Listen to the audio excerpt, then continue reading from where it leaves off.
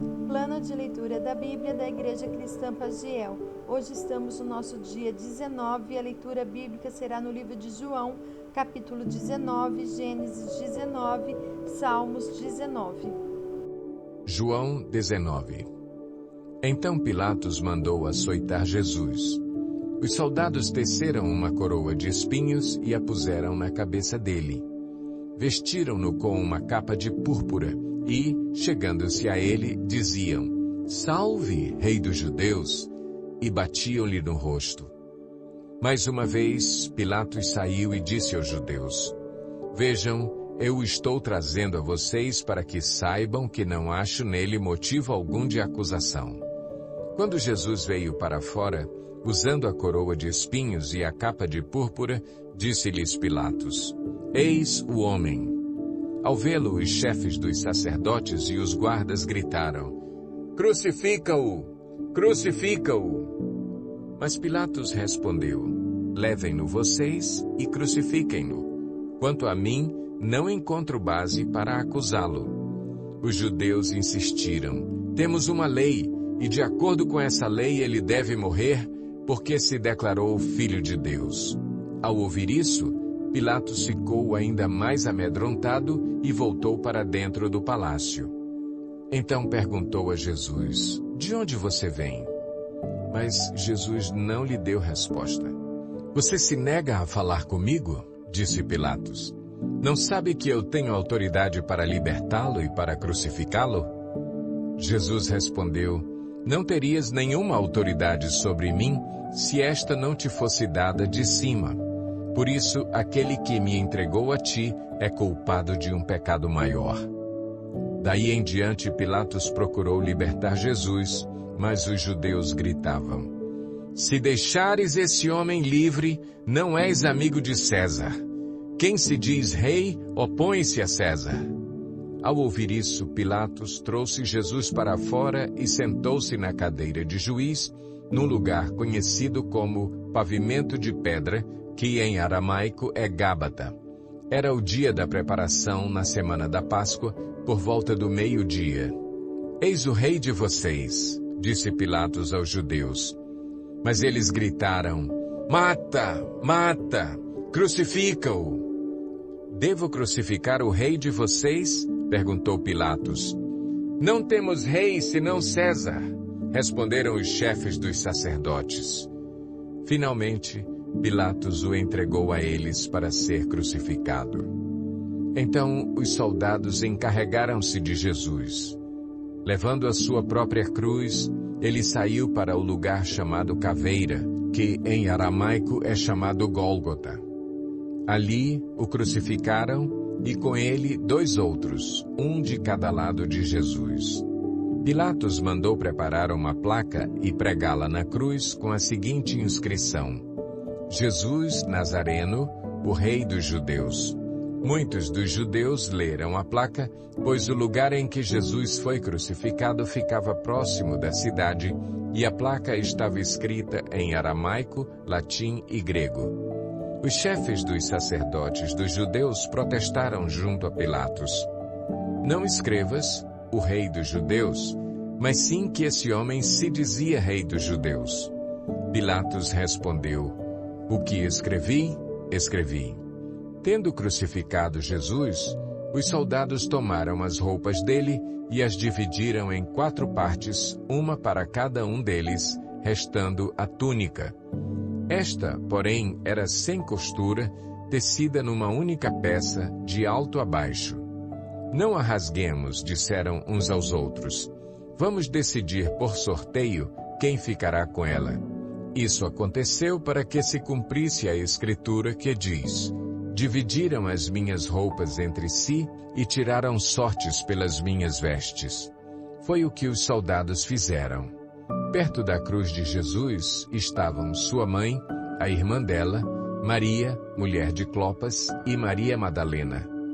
Quando Jesus viu sua mãe ali e, perto dela, o discípulo a quem ele amava, disse à sua mãe: "Aí está o seu filho." E ao discípulo: "Aí está a sua mãe." Daquela hora em diante, o discípulo a recebeu em sua família. Mais tarde, sabendo então que tudo estava concluído, para que a Escritura se cumprisse, Jesus disse: Tenho sede. Estava ali uma vasilha cheia de vinagre. Então embeberam uma esponja nela. Colocaram a esponja na ponta de um caniço de isopo e a ergueram até os lábios de Jesus. Tendo-o provado, Jesus disse: Está consumado. Com isso, curvou a cabeça e entregou o Espírito. Era o dia da preparação e o dia seguinte seria um sábado especialmente sagrado. Como não queriam que os corpos permanecessem na cruz durante o sábado, os judeus pediram a Pilatos que mandasse quebrar as pernas dos crucificados e retirar os corpos. Vieram, então, os soldados e quebraram as pernas do primeiro homem que fora crucificado com Jesus e, em seguida, as do outro. Mas quando chegaram a Jesus, constatando que já estava morto, não lhe quebraram as pernas. Em vez disso, um dos soldados perfurou o lado de Jesus com uma lança e logo saiu sangue e água.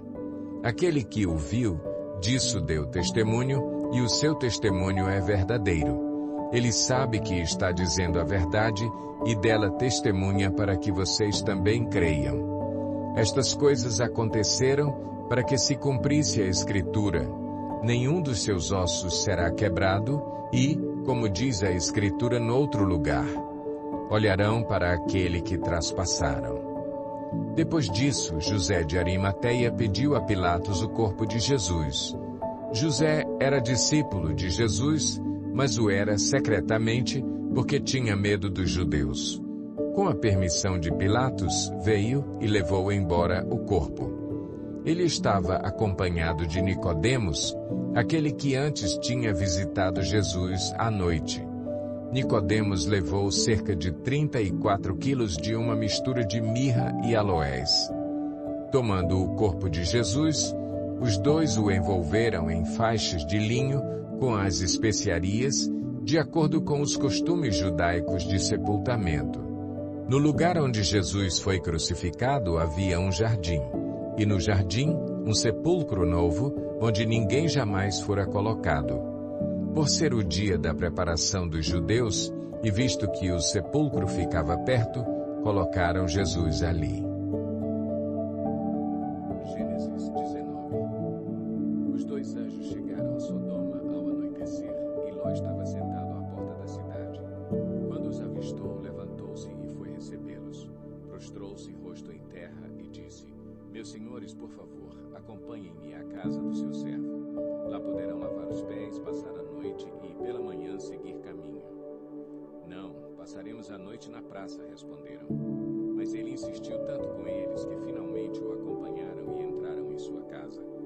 Ló mandou preparar-lhes uma refeição e assar pão sem fermento, e eles comeram. Ainda não tinham ido deitar-se quando todos os homens de toda parte da cidade de Sodoma, dos mais jovens aos mais velhos, cercaram a casa. Chamaram Ló e lhe disseram: Onde estão os homens que vieram à sua casa esta noite? Traga-os para nós aqui fora, para que tenhamos relações com eles.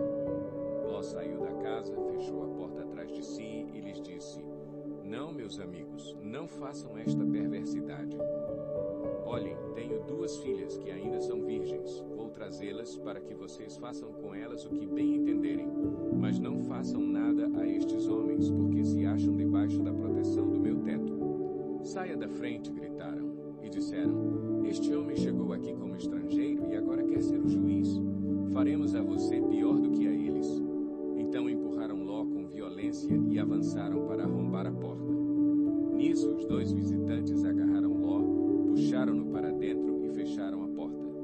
Depois feriram de cegueira os homens que estavam à porta da casa, dos mais jovens aos mais velhos, de maneira que não conseguiam encontrar a porta. Os 2 homens perguntaram a Ló: Você tem mais alguém na cidade, genros, filhos ou filhas, ou qualquer outro parente? Tire-os daqui, porque estamos para destruir este lugar. As acusações feitas ao Senhor contra este povo são tantas que ele nos enviou para destruir a cidade. Então Ló foi falar com seus genros, os quais iam casar-se com suas filhas, e lhes disse: Saiam imediatamente deste lugar, porque o Senhor destruir a cidade. Mas eles pensaram que ele estava brincando. Ao raiar do dia, os anjos insistiam com Ló, dizendo: depressa, leve daqui sua mulher e suas 2 filhas, ou vocês também serão mortos quando a cidade for castigada. Tendo ele hesitado, os homens o agarraram pela mão, como também a mulher e as 2 filhas, e os tiraram dali à força e os deixaram fora da cidade, porque o Senhor teve misericórdia deles. Assim que os tiraram da cidade, um deles disse a Ló: fuja por amor à vida. Não olhe para trás e não pare em lugar nenhum da planície. Fuja para as montanhas, ou você será morto. Ló, porém, lhes disse: não, meu senhor. Seu servo foi favorecido por sua benevolência, pois o Senhor foi bondoso comigo, poupando minha vida. Não posso fugir para as montanhas, senão esta calamidade cairá sobre mim e morrerei. Aqui perto há uma cidade pequena. Está tão próxima que dá para correr até lá. Deixe-me ir para lá, mesmo sendo tão pequena, lá estarei a salvo. Está bem, respondeu ele. Também lhe atenderei esse pedido. Não destruirei a cidade da qual você fala. Fuja depressa, porque nada poderei fazer enquanto você não chegar lá. Por isso a cidade foi chamada Zoar.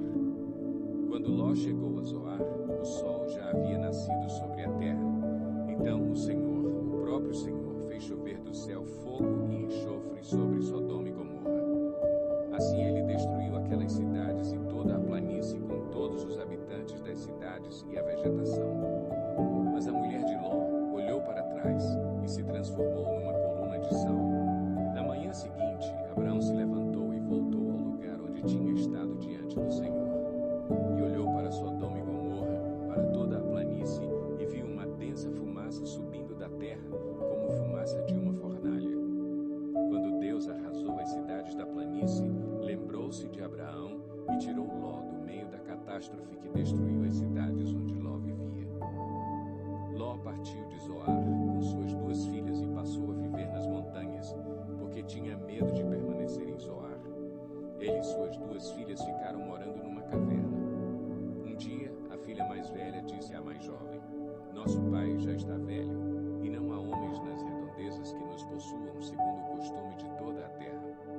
Vamos dar vinho a nosso pai, e então nos deitaremos com ele para preservar a sua linhagem. Naquela noite deram vinho ao pai, e a filha mais velha entrou e se deitou com ele. E ele não percebeu quando ela se deitou, nem quando se levantou. No dia seguinte, a filha mais velha disse à mais nova: ontem à noite deitei-me com meu pai. Vamos dar-lhe vinho também esta noite, e você se deitará com ele, para que preservemos a linhagem de nosso pai. Então, outra vez deram vinho ao pai naquela noite, e a mais nova foi e se deitou com ele. E ele não percebeu quando ela se deitou, nem quando se levantou. Assim, as 2 filhas de Ló engravidaram do próprio pai. A mais velha teve um filho e deu-lhe o nome de Moabe. Este é o pai dos moabitas de hoje. A mais nova também teve um filho e deu-lhe o nome de Ben-Ami. Este é o pai dos amonitas de hoje. Salmo 19. Para o mestre de música, Salmo davídico. Os céus declaram a glória de Deus. O firmamento proclama a obra das suas mãos. Um dia fala disso a outro dia. Uma noite o revela a outra noite. Sem discurso nem palavras, não se ouve a sua voz. Mas a sua voz ressoa por toda a terra e as suas palavras até os confins do mundo. Nos céus ele armou uma tenda para o sol, que é como um noivo que sai de seu aposento e se lança em sua carreira com a alegria de um herói. Sai de uma extremidade dos céus e faz o seu trajeto até a outra. Nada escapa ao seu calor. A lei do Senhor é perfeita e revigora a alma. Os testemunhos do Senhor são dignos de confiança e tornam sábios os inexperientes. Os preceitos do Senhor são justos e dão alegria ao coração. Os mandamentos do Senhor são límpidos e trazem luz aos olhos. O temor do Senhor é puro e dura para sempre. As ordenanças do Senhor são verdadeiras, são todas elas justas. São mais desejáveis do que o ouro, do que muito ouro puro.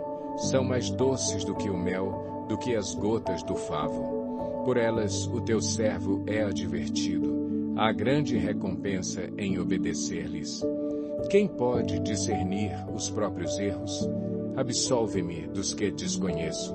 Também guarda o teu servo dos pecados intencionais, que eles não me dominem. Então serei íntegro, inocente de grande transgressão.